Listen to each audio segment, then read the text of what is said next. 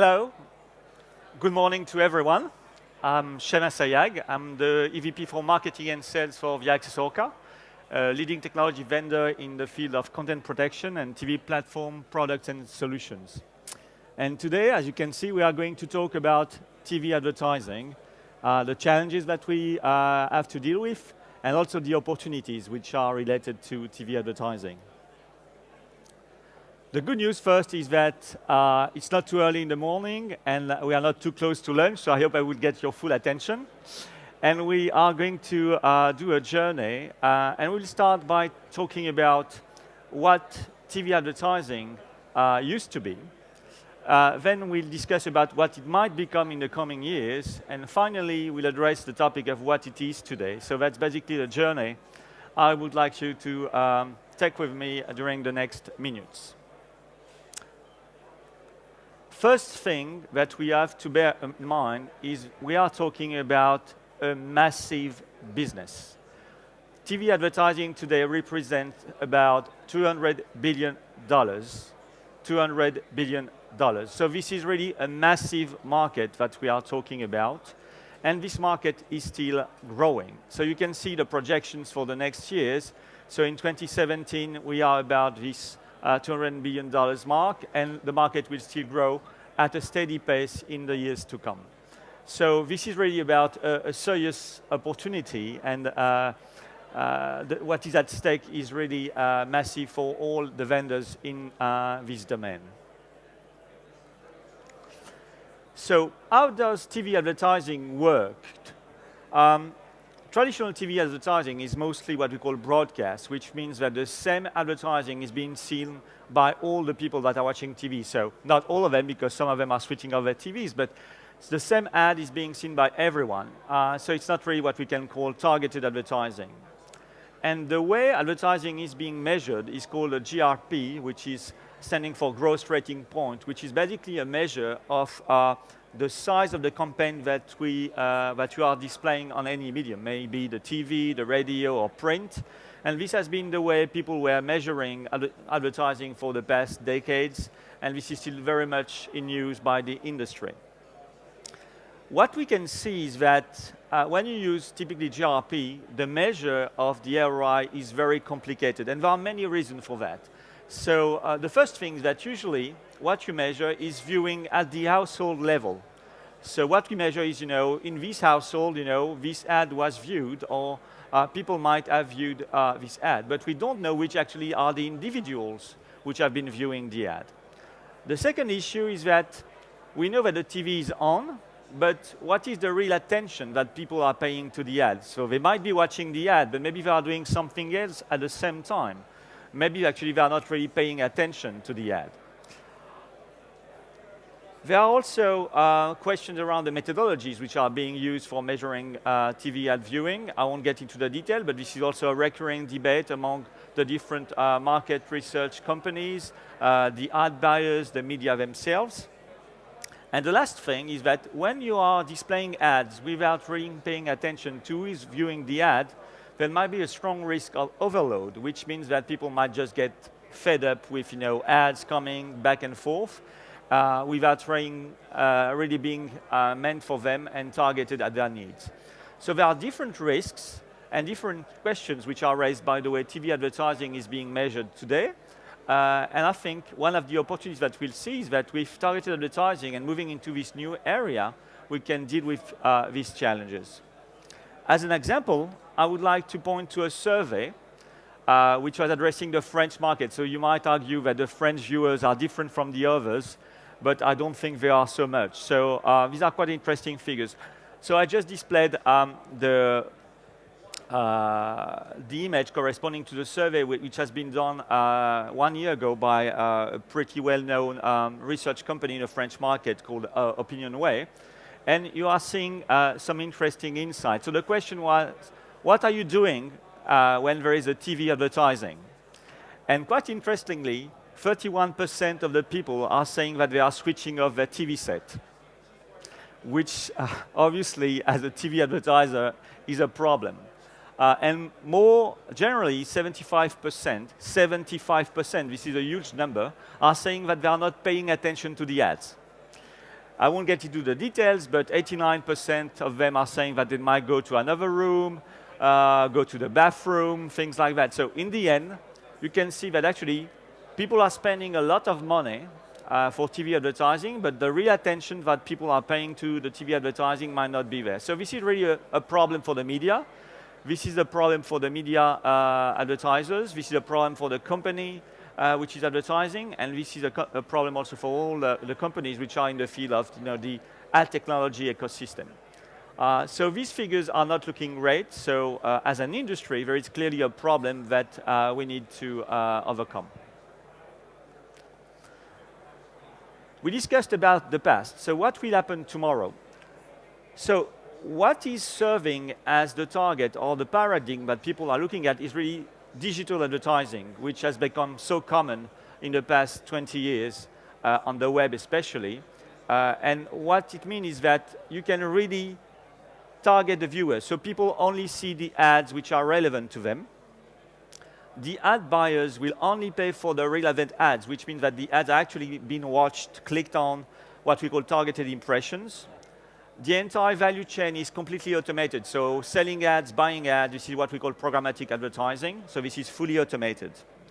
And this is what has been happening in the past 20 years. And actually, if you look at the numbers, you remember the $200 billion for TV advertising. In the US, in 2017, for the first time, digital advertising was about $70 billion, which was more than TV advertising.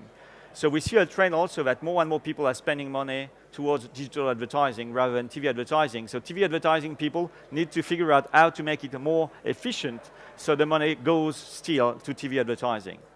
And tomorrow what is at stake is being more efficient for advertising, for advertisers, bringing more value for money for the media, and also bringing more satisfaction for the viewers, watching the ads which are relevant to me. So maybe less ads, but which are going to be more relevant. So this is, I think, we want to see what we want to see tomorrow. So how is this going to happen?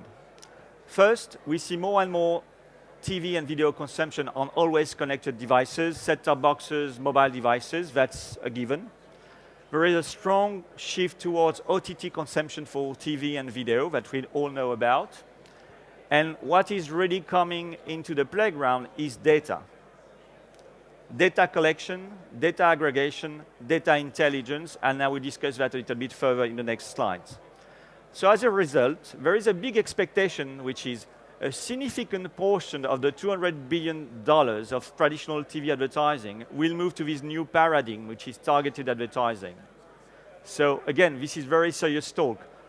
I don't know, it's going to be maybe 20%, 25%, but in the coming years, billions and billions of dollars will move to targeted addressable advertising in the TV space.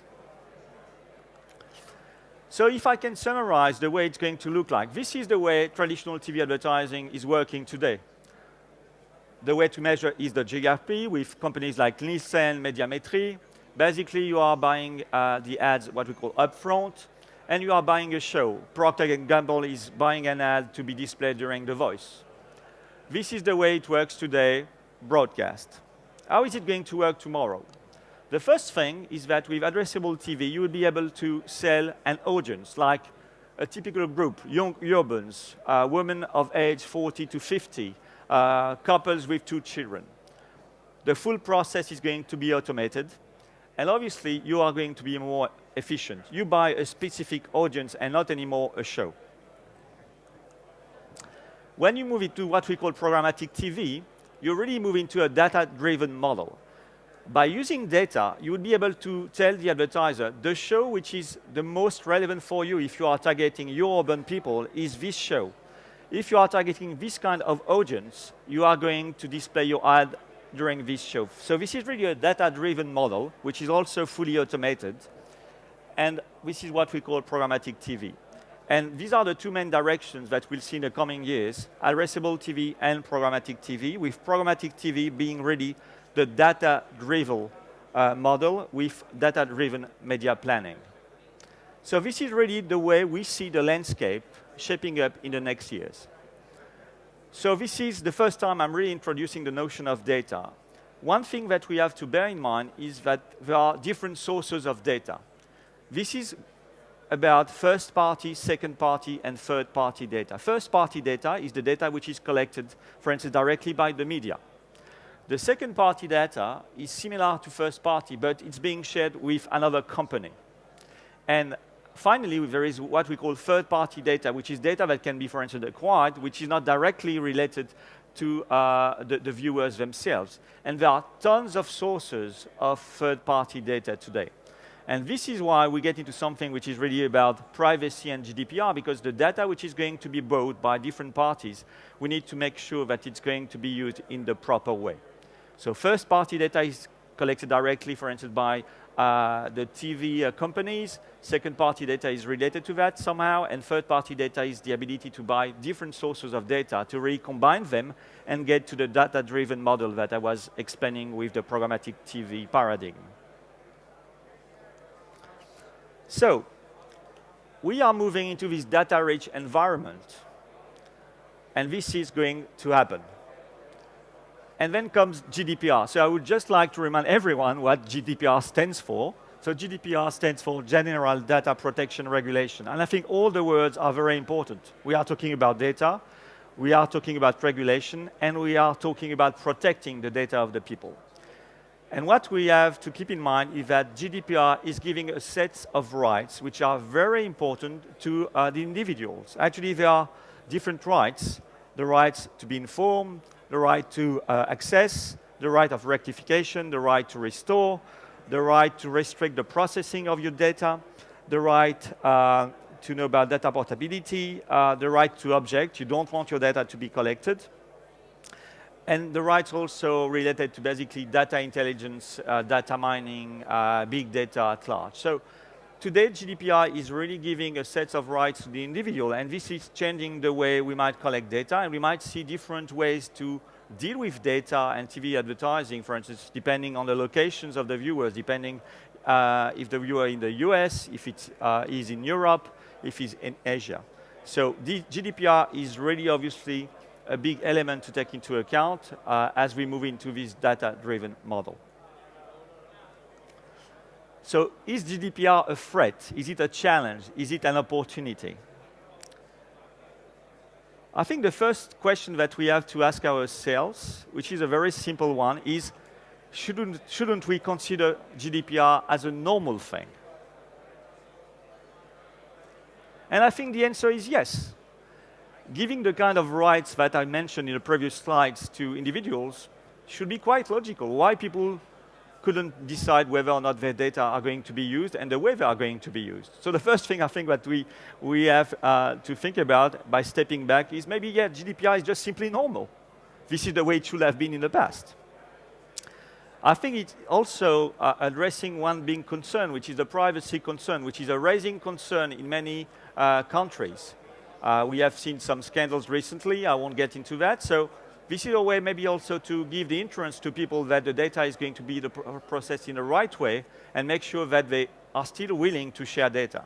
So this is a way maybe to make sure that people will still be in agreement with the data sharing. It's a way also to push for good practices. I'm calling it maybe in a provocative way, cleaning the ecosystem. A lot of companies are doing things with data which are not really, I would say, fully in compliance with regulations or fully respectful of what people are informed about. So this is a way maybe also to clean the ecosystem and make sure that only the right companies are applying the right practices when it comes to data usage.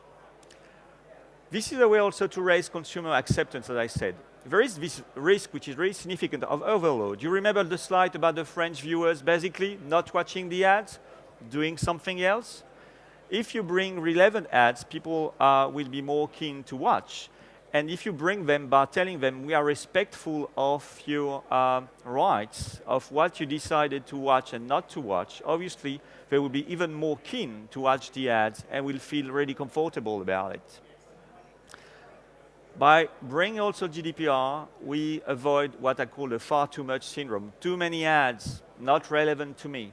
So not only I think this is normal to have a set of rights given to the individuals, but I think also this is going to improve the way the advertising market overall is going to work, because it's going to be more efficient and people are going to be more keen, ready to watch the ads.